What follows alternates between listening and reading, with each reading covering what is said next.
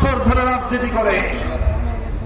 1975 সাল থেকে 2024 সাল 15ই আগস্ট থেকে 5ই আগস্ট শেখ হাসিনার এই 50 বছরের রাজনীতি ছিল বাংলাদেশ এবং বাংলাদেশের মানুষের কাছ থেকে প্রতিশোধ গ্রহণ করবার রাজনীতি। শেখ হাসিনা মনে করত এদেশের মানুষ তার বাবাকে খুন করেছে। শেখ হাসিনার বিশ্বাস ছিল বাংলাদেশের জনগণ 15ই আগস্ট 1975 সালে শেখ পরিবার নির্মূল হয়ে যাওয়ার পর এদেশের মানুষ মিষ্টি খেয়ে সারা বাংলাদেশের সকল মিষ্টির দোকানগুলোকে খালি করে দিয়েছিল। সেই জন্য সেই দেশের মানুষের বিরুদ্ধে, এদেশের জনগণের বিরুদ্ধে প্রতিশোধ গ্রহণ করবার জন্য রাজনীতিতে আগমন করেছিল।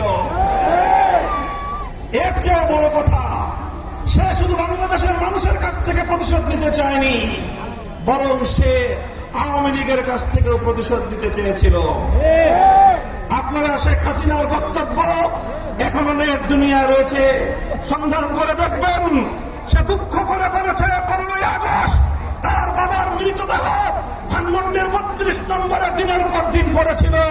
এত বিশাল আওয়ামী লীগের দল, সেই দলের কিছু নেতা কর্মীরা তাকে হত্যা করেছিল, কিন্তু কেউ সেই তার বাবার লাশকে সেখান থেকে সংরক্ষণ করার জন্য একজন নেতা কর্মীও এগিয়ে আসে নাই।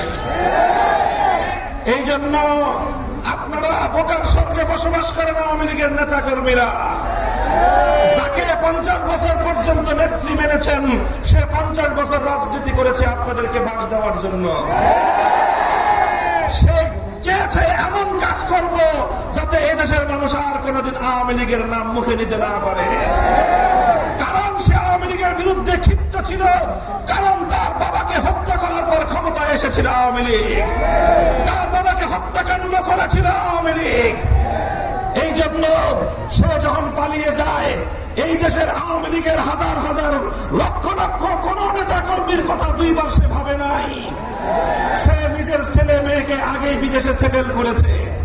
ছিল একটা বোন, ওই বোনটাকে বগল দাবা করে 16টা লাগেজের মধ্যে অবশিষ্ট যা টাকা পয়সা ছিল সব ভরে হেলিকপ্টারে উড়াল দিয়ে তার সেই নরেন্দ্র মোদীর কোলে গিয়ে ঝাঁপ দিয়ে পড়েছে।